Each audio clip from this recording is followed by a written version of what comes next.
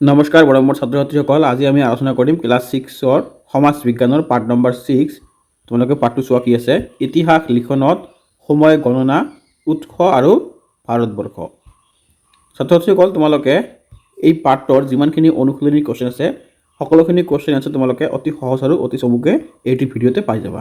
গতিকে তোমালোকে ভিডিঅ'টো স্কিপ নকৰাকৈ চাই থাকা, কাৰণ ইয়াৰ পৰা তোমালোকৰ বহুতখিনি কনচেপ্টটো ক্লিয়াৰ হৈ যাব আৰু কোৱেশ্যন এনচাৰৰ যিমানখিনি বিষয়বস্তু আছে সেইবিলাক তোমালোকৰ ক্লিয়াৰ হৈ যাব। গতিকে তোমালোকে এতিয়া আৰম্ভ কৰা অনুশীলনী 1।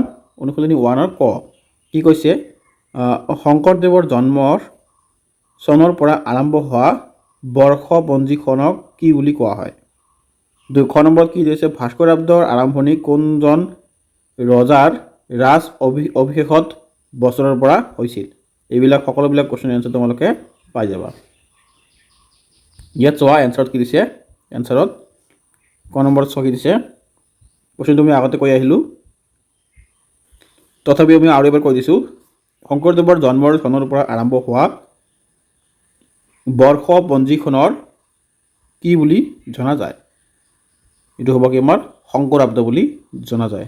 তেওঁৰ বৰ্ষপঞ্জীখনক কি বুলি কোৱা হয়, শংকৰাব্দ। আৰু এইটো কি আছিল কি, ভাস্কৰাব্দ আৰম্ভণি কোনজন ৰজাভিষেক বছৰৰ পৰা আৰম্ভ হৈছিল। এইটো হ'ব আমাৰ ভাস্কৰ বংশৰ বৰ্মনৰ ৰজাভিষেকৰ বছৰৰ পৰা আৰম্ভ হৈছিল। গ নম্বৰ কি হৈছে, মুছলমানসকলৰ পৰম্পৰাগত বৰ্ষপঞ্জীখনৰ নাম কি। এইটো হ'ব আমাৰ হিজৰী বা ইছলামী চন্দ্ৰ পঞ্জিকা। গ নম্বৰ কি দিছে, গ্ৰেগৰিয়ান পঞ্জিকাৰ আৰম্ভণিৰ বছৰটো কোনজন বিশেষ ব্যক্তিৰ জন্মৰ পৰা গণনা কৰা হ'ল। এইটো হ'ব কি, গ্ৰেগৰিয়ান পঞ্জিকাৰ আৰম্ভণিৰ বছৰটো যীশু খ্ৰীষ্টৰ জন্মৰ পৰা গণনা কৰা হয়।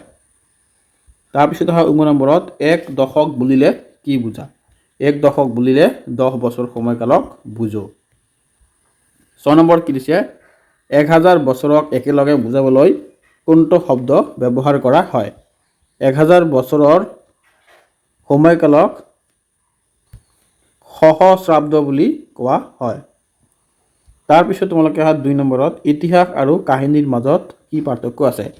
ইয়াৰ উত্তৰটো হ'ব, ইতিহাস হৈছে তথ্য, দলিল, দস্তাবেজ, প্ৰমাণ ইত্যাদি ওপৰত আধাৰিত সত্য ঘটনা, আৰু কাহিনী হৈছে কল্পনাভিত্তিক আৰু সাহিত্যমূলক, য'ত প্ৰমাণৰ প্ৰয়োজন নাথাকে।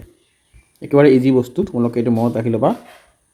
ইতিহাস লিখনৰ ক্ষেত্ৰত সবাতোকৈ গুৰুত্বপূৰ্ণ উপাদান কি। ইয়াৰ উত্তৰটো হ'ব, ইতিহাস লিখনৰ ক্ষেত্ৰত সবাতোকৈ গুৰুত্বপূৰ্ণ উপাদান হৈছে ঐতিহাসিক উৎস, যেনে শিলালিপি, দলিল, মুক্তা আৰু সাহিত্য আদি। তাৰপিছত তোমালোকে অনুশীলনী 2। অনুশীলনী 2ত আমাৰ 1 মাৰ্কৰ 5টা কোৱেশ্যন দিয়া আছে আৰু 2 মাৰ্কছৰ আমাৰ 2টা কোৱেশ্যন দিয়া আছে। তোমালোকে চাই থাকা। 1 নম্বৰ কি দিয়া আছে আমাৰ, 1 নম্বৰৰ কত, ইতিহাস অধ্যয়নৰ উৎস বুলিলে কি বুজা। ইয়াৰ উত্তৰটো হ'ব, ইতিহাস অধ্যয়নৰ উৎস বুলিলে বুজা হয় সেইবোৰ সামগ্ৰী বা তথ্য যাৰ সহায়ত অতীতৰ ঘটনা জানিব পৰা যায়। তাৰপিছত 6 নম্বৰত, ইতিহাস অধ্যয়নৰ দুবিধ উৎসৰ নাম লিখা। এইটো খুব ইম্পৰ্টেণ্ট, প্ৰাইমাৰী চ'ৰ্চ আৰু ছেকেণ্ডাৰী চ'ৰ্চ, প্ৰাথমিক উৎস আৰু দ্বিতীয় উৎস। তাৰপিছত 7 নম্বৰত, এপিগ্ৰেফিষ্টসকলে কিহৰ বিষয়ে অধ্যয়ন কৰে। ইয়াৰ উত্তৰটো হ'ব, এপিগ্ৰেফিষ্টসকলে শিলালিপি, খোদিত লেখা, প্ৰাচীন লিপি আদিৰ বিষয়ে অধ্যয়ন কৰে। 6 নম্বৰ কি দিছে, জীৱাশ্মৰ বিষয়ে অধ্যয়ন কৰা লোকসকলক কি বুলি জনা যায়। ইয়াৰ উত্তৰটো হ'ব, জীৱাশ্মৰ বিষয়ে অধ্যয়ন কৰা লোকসকলক জীৱাশ্মবিদ বুলি জনা যায়। ইংৰাজীত কি হ'ব এইটো তোমালোকে চোৱা, এইটো হ'ব আমাৰ পেলেণ্টলজিষ্ট।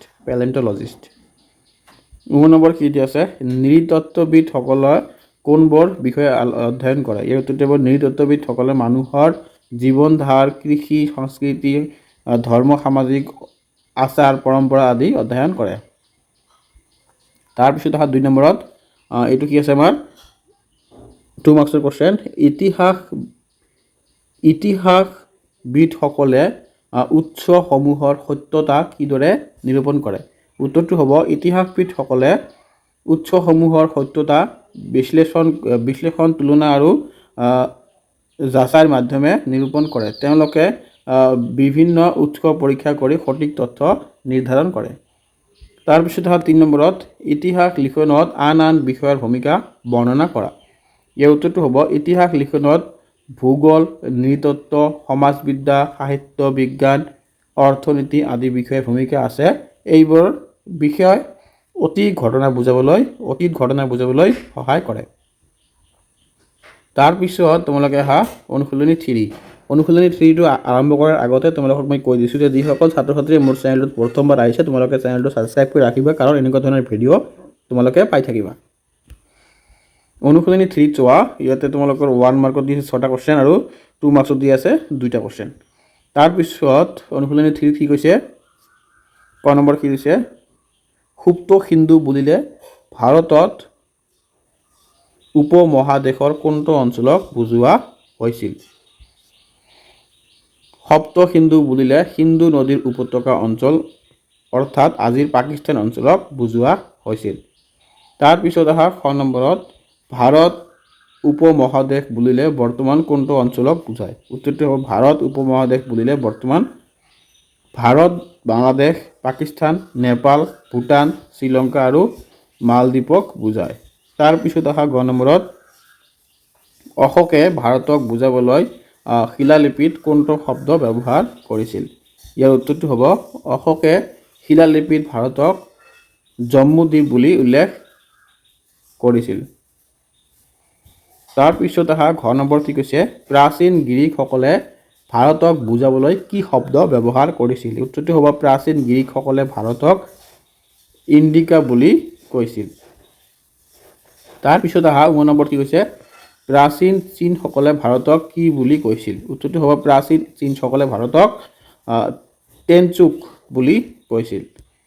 6 নম্বৰ কি কৈছে তোমালোকে, ভাৰতৰ কোনটো অঞ্চলক ভাৰতম বুলি কোৱা হৈছিল? উত্তৰটো হ'ব ভাৰতৰ উত্তৰ পশ্চিম অঞ্চলক ভাৰতম বা ভাৰতবৰ্ষ বুলি কোৱা হৈছিল।